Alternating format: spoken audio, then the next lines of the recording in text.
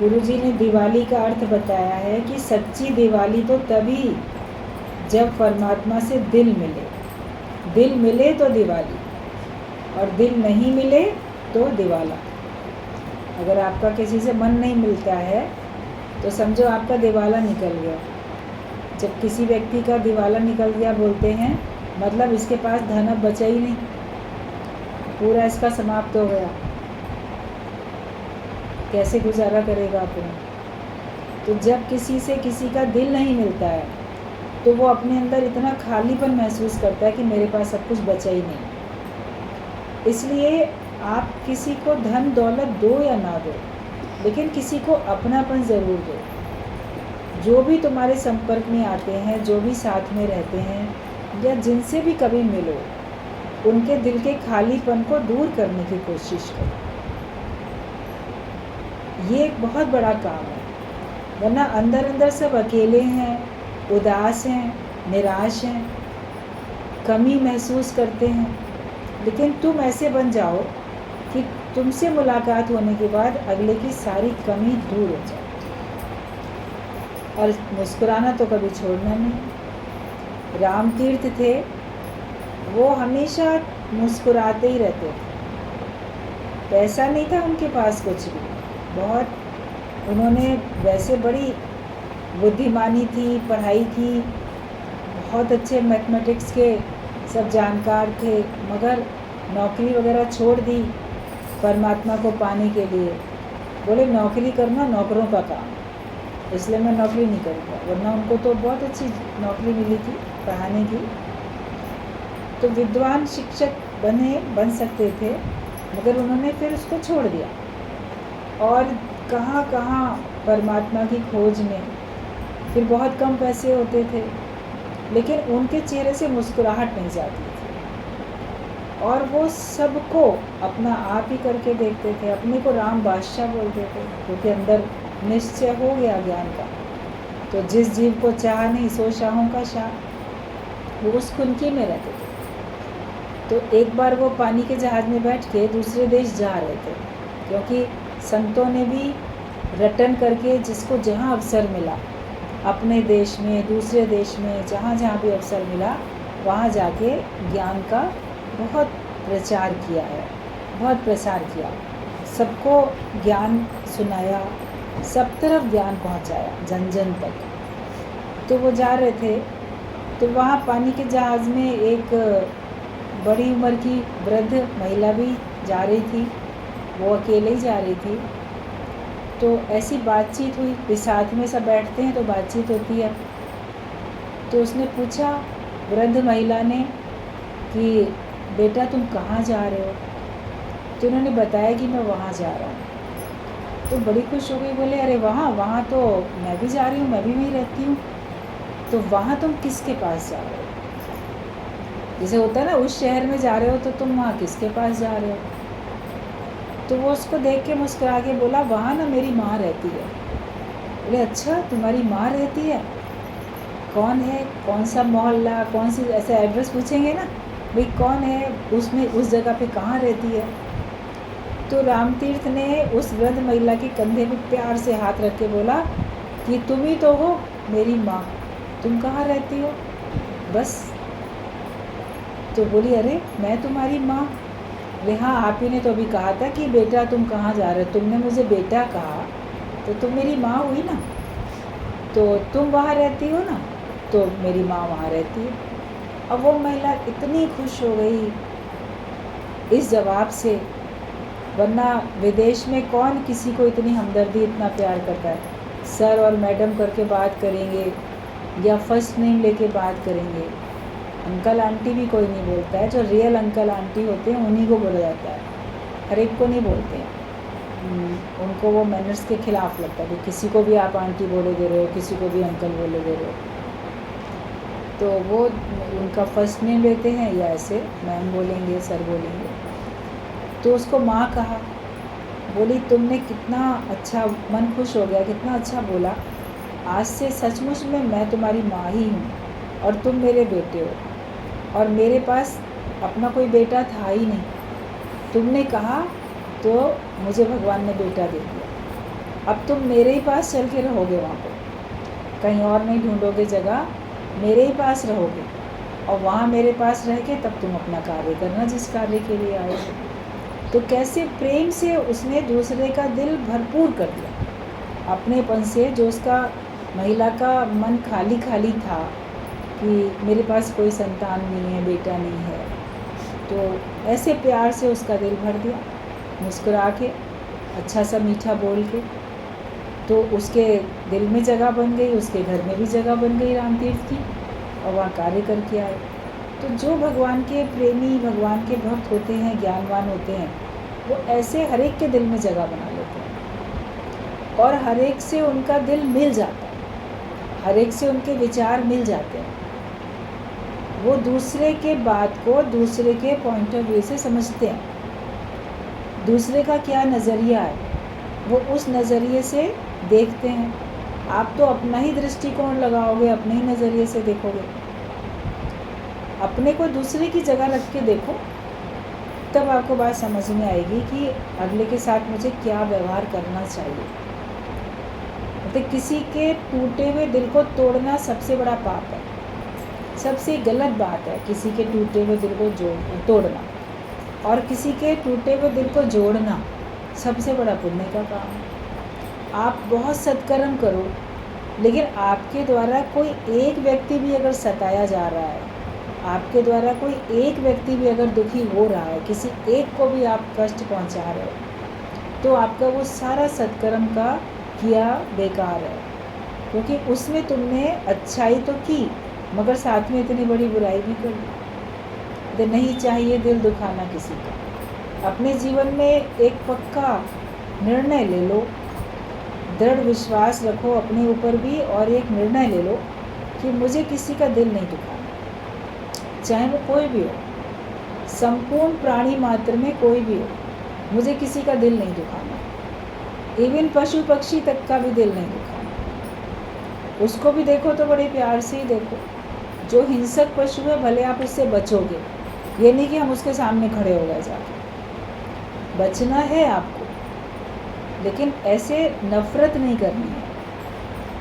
वो भगवान ने जैसा जिसको बनाया है, सांप अपने को बचाने के लिए डंक लगाता है, वरना तो सर्प जो होता है बड़ा शर्मीला होता है, वो सब एकदम से नहीं सामने आता है, वो छुपा छुपा सा रहता है। लेकिन जब ऐसे ओपन आ जाता है, वो घबरा के काटता है कि ये लोग मुझे मारेंगे।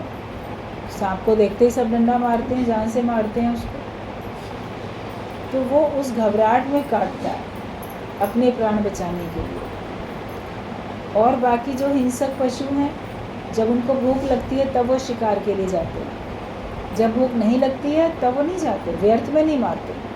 लेकिन मनुष्य तो व्यर्थ में अपने मन को प्रसन्नता देने के लिए शिकार पर निकल जाता है। हम चिड़िया मार के आए, हम ये मार के आए, हमने शेर मारा, हमने ये मारा।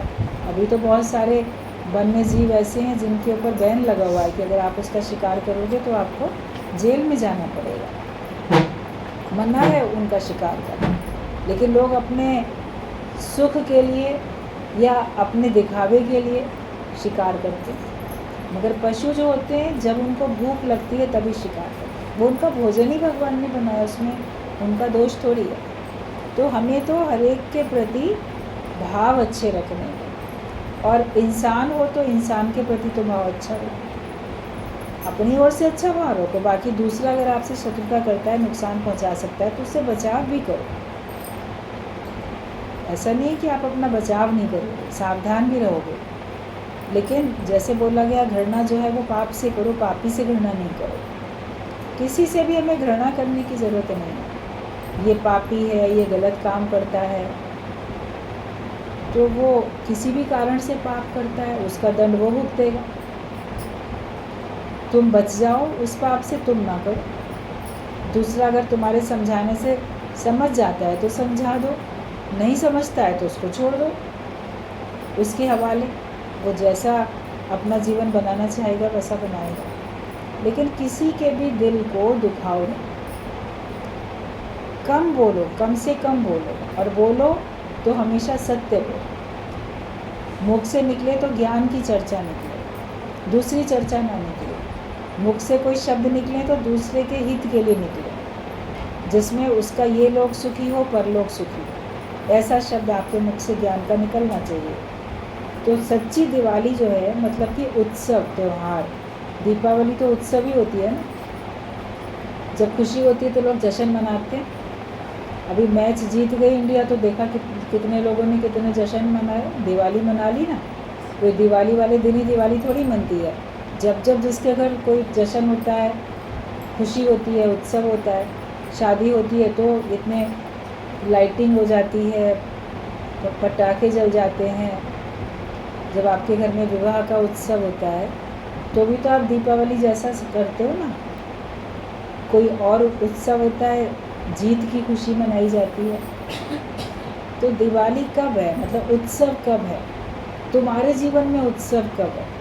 जब तुम किसी के दिल में जगह बनाओ और दूसरे के दिल से दिल अपना मैच करके जाओ। विरोधाभास नहीं होना चाहिए, उसकी सोच अलग है, तुम्हारी अलग है। जब एक घर में हम रहते हैं तो हमारे विचार एक क्यों नहीं होते?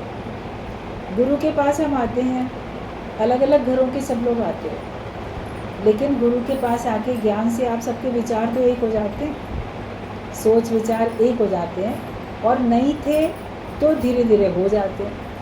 आप भी उसी नज़रिए से देखने लगते हो, उसी तरह व्यवहार करने लगते हो, उसी प्रकार से सोच विचार आपका भी हो जाता है, कर्म भी आपके वैसे हो जाते हैं।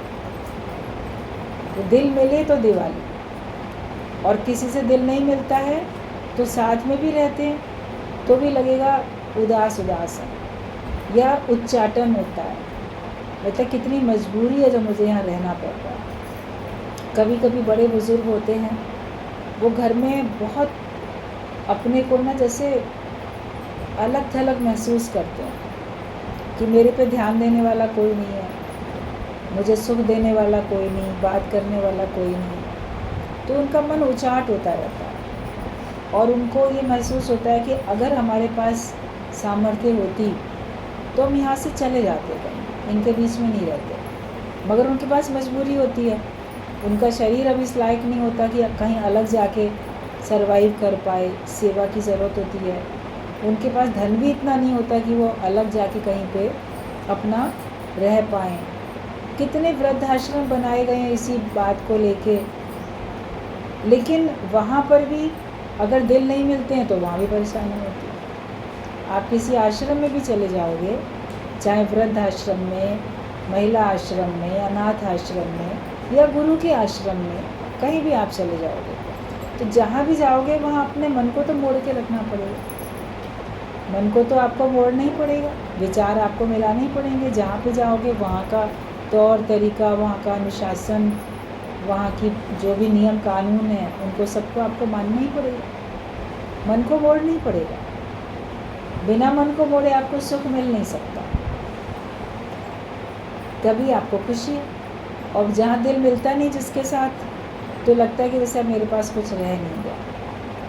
तो जीवन में अगर आजीवन आपको उत्सव में रहना है, आपको लगे हर दिन होली, हर रात दिवाली, वो तभी हो पाएगा जब जहाँ रहोगे वहाँ एडजस्ट करके रहोगे, वहाँ पे अपने मन को मिला के रखोगे।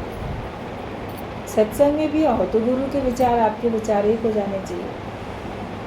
ऐसा ना हो गुरु का विचार कुछ और है, तुम्हारा कुछ और है। हमको ही अपने मन को मोड़ना है। और अगर हम ज्ञान के हिसाब से नहीं चलेंगे तो नुकसान हमारा ही है, दूसरे का नुकसान थोड़ी है, नुकसान हमारा अपना। तो सच्ची दिवाली तो तब है जब परमात्मा से दिल मिल जाए। अब जगत वालों से आपने एडजस्ट किया, लेकिन परमात्मा से दिल मिल जाए, मतलब ईश्वर की ओर से जो भी कुछ आपके सामने परिस्थितियाँ आती हैं वो आपको सही लगे, वो आपको अच्छी लगें, सही लगें, उसमें शिकवा शिकायत ना हो। हम भी उसी में राज़ी जिसमें तेरी रज़ा है। ये लाइन पक्की कर दो कि भगवान जिसमें तेरी रज़ा है, जिसमें तेरी मर्ज़ी है, मैं उसी में राज़ी हूँ। और है यूँ भी वाह वाह और यूँ भी वाह वाह, मतलब फेवर में हो गई बात तो भी वाह वाह, हमारे फेवर में नहीं हुई बात तो भी वाह वाह। नफ़े में, नुकसान में, सभी द्वंद्वी जोड़े में हम हाय हाय नहीं वाह वाह करते हैं। तो समझो आपका दिल परमात्मा से मिल गया, और जिसका भगवान से दिल मिल जाता है उसके जीवन में हमेशा दिवाली रहती है।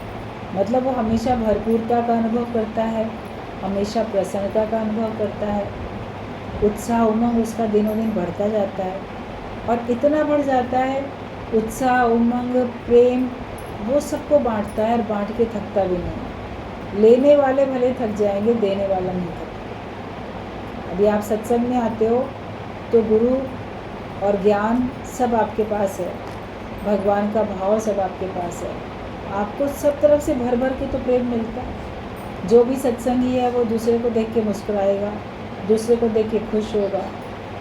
जो सच्चा सत्संगी है, तो दिखावा करने वाला तो कहीं पर भी ठगी करता है। और आप हर एक को देख के उसकी उन्नति के लिए सोचो।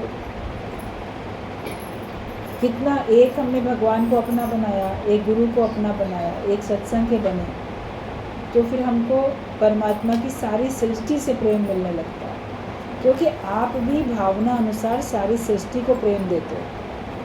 अपने अंदर चेक करो कि क्या मेरा कोई शत्रु है, कौन है जो जिससे मेरे अंदर शत्रुता है।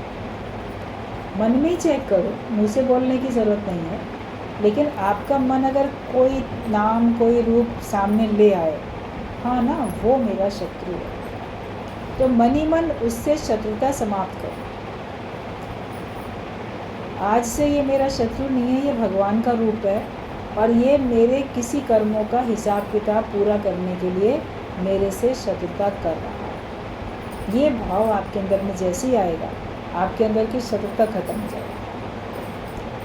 कबीर ने बोला, कबीरा तेरी कोठरी गलकटियन के पास, जो करेंगे सो भरेंगे, तू क्यों भय उदास।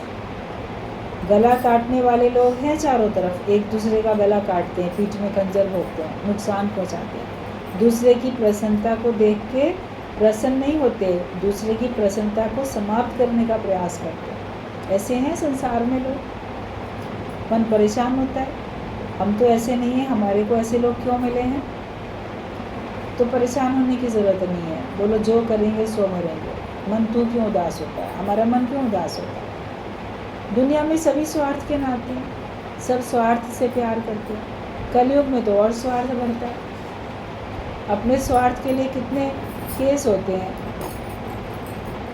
बच्चे माँ पिता सब स्वार्थ के कारण बंधे हैं एक दूसरे से। जब स्वार्थ पूरा नहीं होता तो अलग हो जाते हैं, कहीं और से सुख मिलने लगता है तो एक परिवार को छोड़ देते हैं। कहाँ कहाँ संसार में इस प्रकार का सब आप लोग देख ही रहे। इसलिए नाता एक राम जी से, बाकी नाता तोड़। एक भगवान से नाता रखो, बाकी सबसे नाता अपना हृदय से तोड़ के रखो। सबको भगवान का रूप भले जानो, मगर अटको नहीं किसी में। आसरा एक भगवान से, एक निराकार से, परमात्मा से अपना नाता हो, और किसी से हमारा नाता नहीं। बाकी आप सबको परमात्मा का रूप जान के वैसे ही भाव रखें, सबको अपना मित्र मान के चलो। कोई बुरा नहीं है भले मन के वास्ते। आप ये चमत्कार देखोगे, जब आपके मन से भेदभाव मिट जाएगा, वैर विरोध खत्म हो जाएगा, आपके मन में सबके लिए समभावना आ जाएगी, एक भाव हो जाएगा, तो फिर औरों के अंदर भी आपके मन से जो भावना थी आपके प्रति वो बदलनी महसूस हो जाएगी, आपको लगेगा। और अगर नहीं हो रही है तो आप तो अनकंसर्न हो, बेवास्ते हो, जो करेगा सो भरेगा।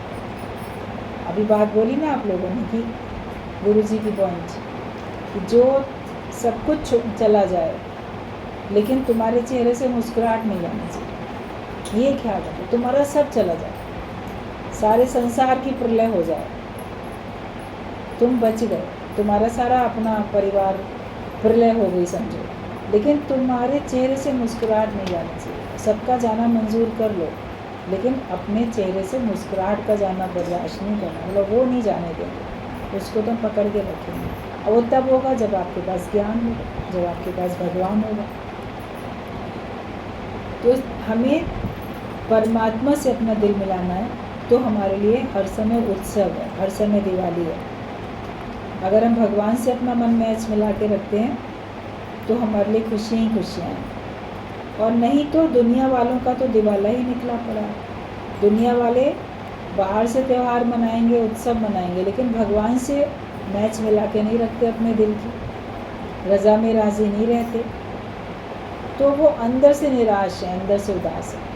भगवान की मर्ज़ी में अपनी मर्ज़ी नहीं मिलाते। जो भगवान की मर्ज़ी से उनके सामने आ रहा है उसको स्वीकार नहीं करते, उसमें दुखी होते हैं।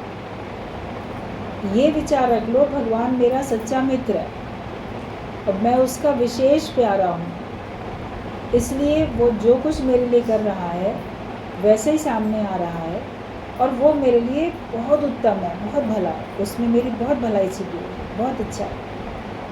ये विचार रख के बैठोगे तो आपकी प्रसन्नता कभी ख़त्म होने वाली नहीं है, तो आपका दिल तो भरपूर रहेगा, उसमें कभी उदासी मायूसी आ नहीं सकती। हर एक दुखी लगा पड़ा है, मन किसी से नहीं मिलता, पर यहाँ गुरु हर एक के अंदर ये ज्ञान ज्योत ऐसी जलाता है तो वो बुझ भी नहीं सकती है। मन तो सबका दुखी था, कोई तन से दुखी, कोई मन से दुखी, लेकिन मन से तो सभी दुखी हैं।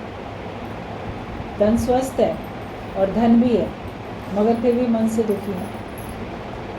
हर एक के मन में एक ना एक फांस, एक ना एक कांटा चुभा हुआ है कष्ट का, जो उसको कष्ट दे रहा है। तभी तो बोला राजा भी दुखिया, प्रजा भी दुखिया, दुखिया सब संसार। क्यों बोला गुरु नानक देव ने, क्यों बोली ये बात? अनुभव की बात है। सारा ही संसार दुखी है और सो सुखिया जिस नाम आधार, जिसको भगवान के नाम का आधार है केवल वही सुखी है। गुरु हमको भगवान के नाम का आधार दे देता तो हम सुखी हो जाते हैं। अब कोई आपसे पूछेगा क्या तुम दुखी हो, तो तुमको हंसी आएगी, कहाँ हम कहाँ दुखी हैं, हम तो बिल्कुल दुखी नहीं।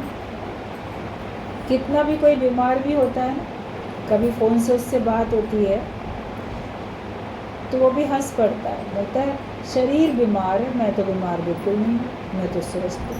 उनका इसी भावना में रहो बस। शरीर का तो हिसाब किताब है, कभी स्वस्थ होगा कभी बीमार होगा, लेकिन हम इसी भावना में रहो कि ये शरीर मेरे से अलग है, ये बीमार है, मैं बीमार नहीं। तो मन तो दुनिया में किसी से किसी का मिलता नहीं है, इसीलिए लोग दुखी होते हैं। हर एक दुखी लगा पड़ा है, अब मन नहीं मिलता।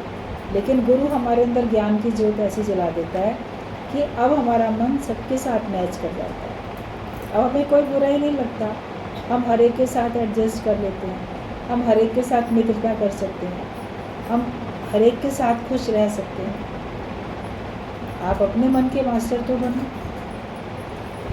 और गुरु ज्ञान की ज्योत ऐसी जलाता है जो कभी बुझ भी नहीं सकती है। ये ज्ञान अगर एक बार आपने सुन लिया फिर ये ज्ञान आपका पीछा छोड़ने वाला नहीं है, आपसे भूलेगा नहीं।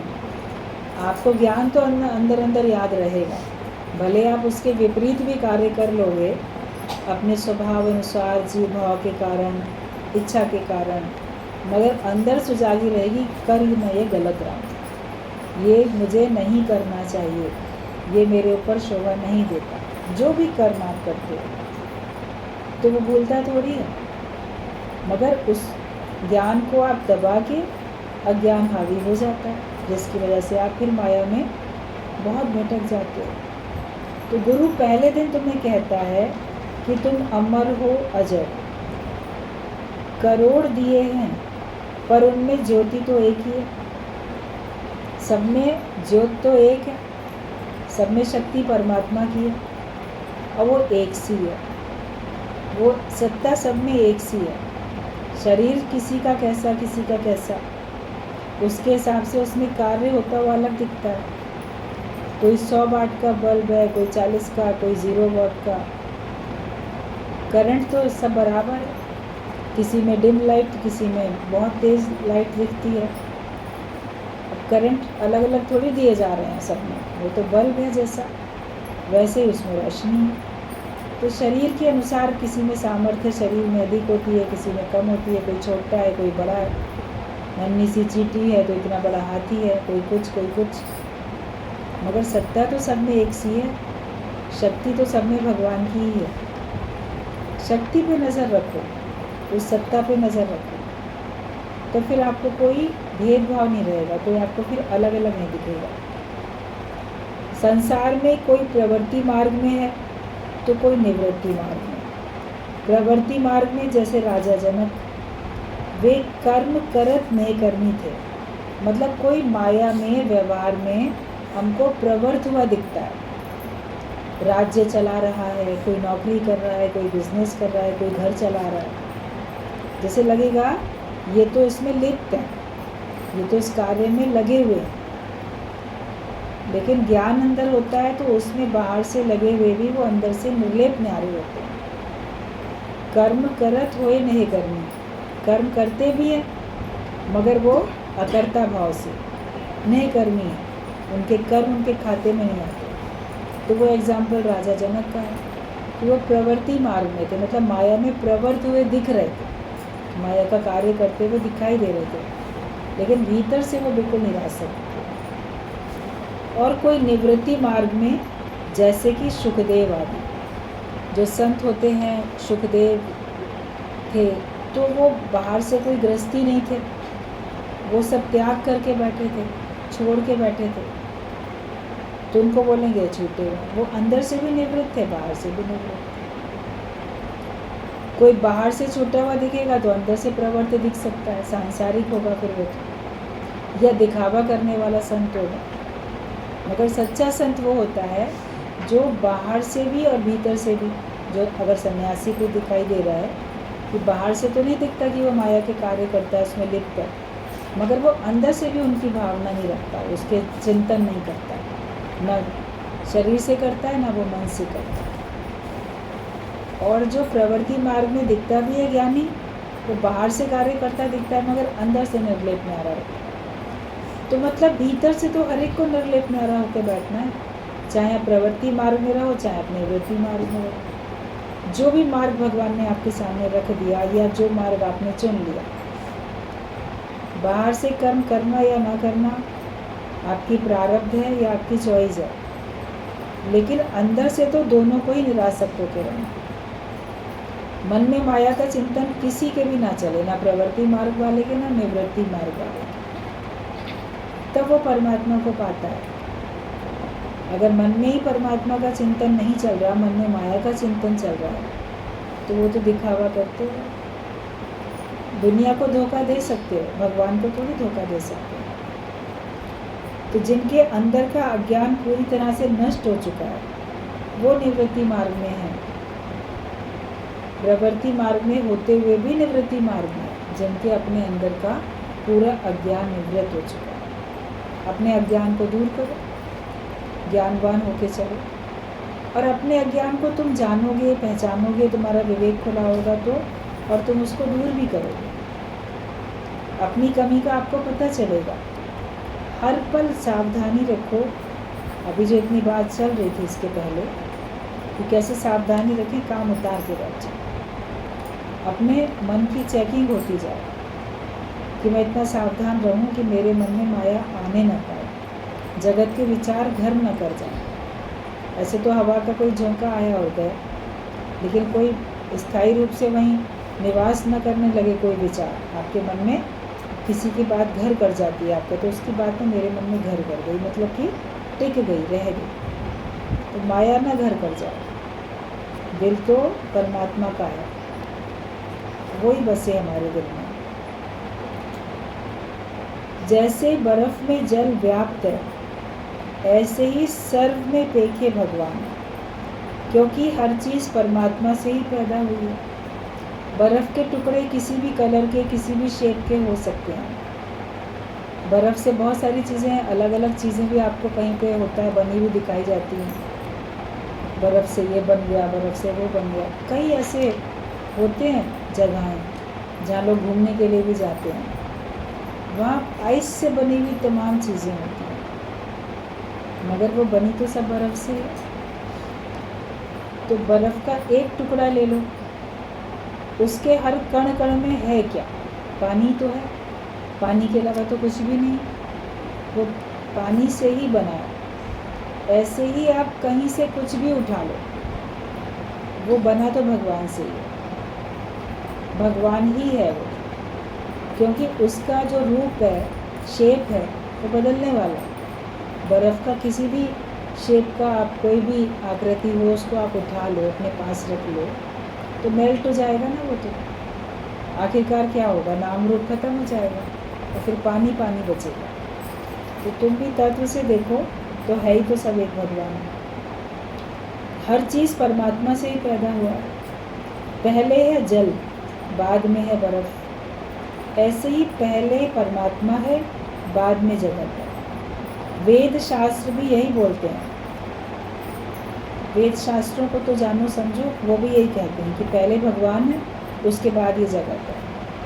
और जगत भी हमको भगवान से अलग अगर हमको दिखाई देता है तो ये हमारा भ्रम है, आँखों का धोखा है। इस धोखे से गुरु बचाता है, इस भ्रम को दूर कर देता है कि भले वो जगत दिखाई दे, लेकिन बना क्या है, जड़ चेतन सब एक परमात्मा ही बना है।